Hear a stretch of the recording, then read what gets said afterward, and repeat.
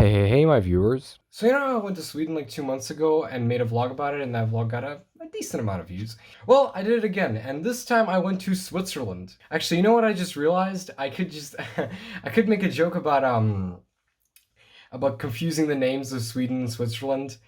Yeah, I'm gonna do that in the title. I'm gonna put I'm gonna do it in the title. It's gonna be so stupid, but you know, uh one thing about Switzerland that I have to say before we get into anything else is that it has the single greatest intranational divisions in the world. Change my mind. Like, honestly, write it in the comments if you have a country that has cooler divisions, but you won't. Switzerland is simply the best. It just is. Switzerland is divided into 26 cantons, of which there are 6 half cantons, which are basically 3 single cantons that split because of some disagreement long ago. Each of these cantons has a flag, a coat of arms, and a smaller kind of single colors flag, of which Schwyz just has red and nothing else. Awesome!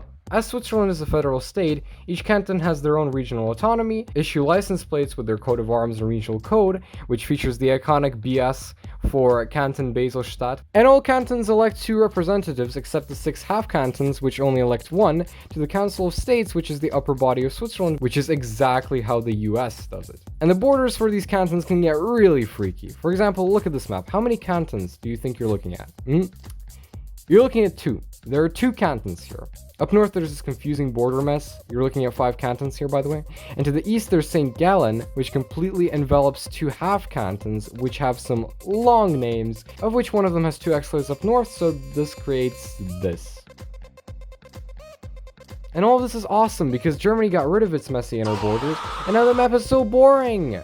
And to add to the cake, the official name of Switzerland is the Swiss Confederation. And what confederation means is that it's a federation, but any member state can leave at any moment. So at any moment, Switzerland could break up into 26 sovereign, in all sense of the word, countries with these borders. Incredible. However, there isn't anything said in the constitution about cantons having the ability to secede, but I feel like if a canton really wanted to secede, they could probably put up a fair argument on why they should secede based on Swiss history and what the original purpose of the Swiss Confederation was, and why it's called a federation and not a union or something. But that'll never happen because they're having too much fun with each other. But okay, I'm sorry for the geography lesson. Let's get to my actual trip. I stayed in Canton Graubünden, famous for being the largest by area, having the best flag, changed my mind, and its beautiful mountains. The first day we climbed up this mountain, which had a restaurant on it, via these kind of things where you sit down on them and go up the mountain. I'm just gonna call them eggs. The mountains and the views you see from up there are truly breathtaking. Especially when you take a stroll around the area, you're walking and you see this fairy tale type panorama, which is so vivid and beautiful, and you just want to swim in it. Stuff like that could really change a person, I feel like. It is just wonderful. And dining there is also really amazing, and the food was pretty good. I got myself a schnitzel. There are a couple of ways you can get off the mountain. The first one being just take the eggs down again. But that's boring, so you can also zipline off the mountain, way back down.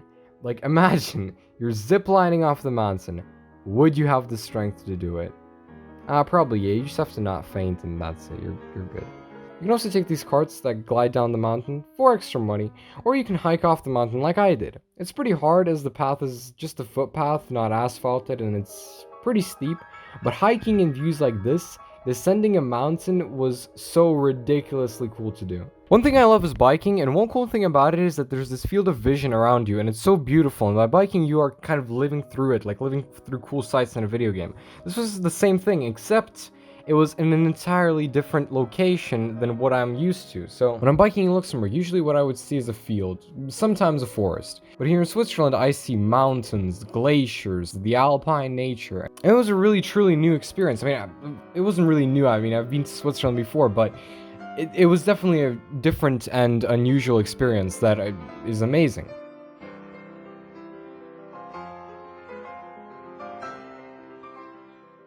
The next day we visited the Reichenbach waterfall. Basically, my family sometimes watches Sherlock Holmes, and Sherlock Holmes has this big fight with Professor Moriarty at the Reichenbach waterfall, where Holmes vanquished Moriarty and died in the process, but then got revived because all the fans of Arthur Conan Doyle wanted more Holmes. So we went there because we wanted to see the place, and if you visit, you can see why Arthur Conan Doyle chose this to be the ground on which Sherlock Holmes' last story was to be set.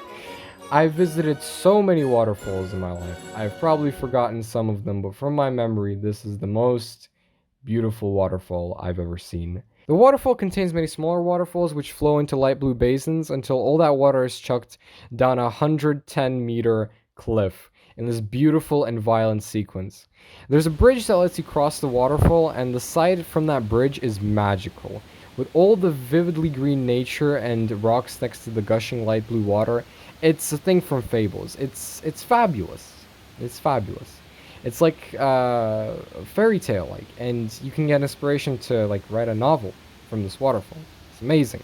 Another thing why it was so interesting to hang out near that waterfall is because it was so close to the abyss, and the fact that the water was splashing so violently and really like crashing against the rocks and the ground floor. It kind of gives you an adrenaline rush because it's kind of scary, you know? Oh, and there's a spot marked by a star where Sherlock Holmes defeated Moriarty, and there's even a sign that says that. Graffitied over. But that's alright. Also, arguably from this spot, you have the best view of the waterfall, so yeah, that's very nice.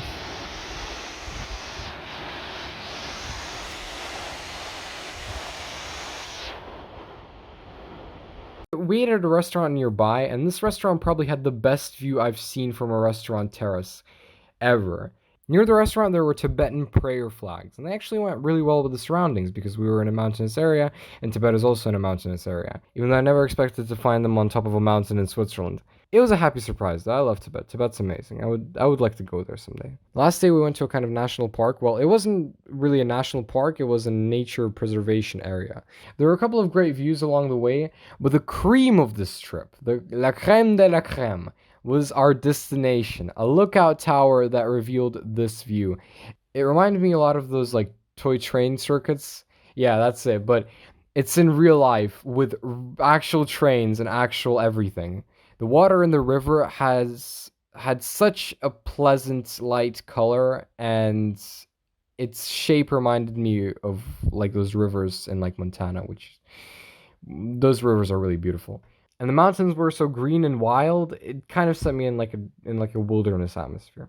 We went to a restaurant nearby where they sold burgers and other various items. I had a choice between a burger with fries or with salad, and I chose the salad because I didn't really want fries at the moment, right?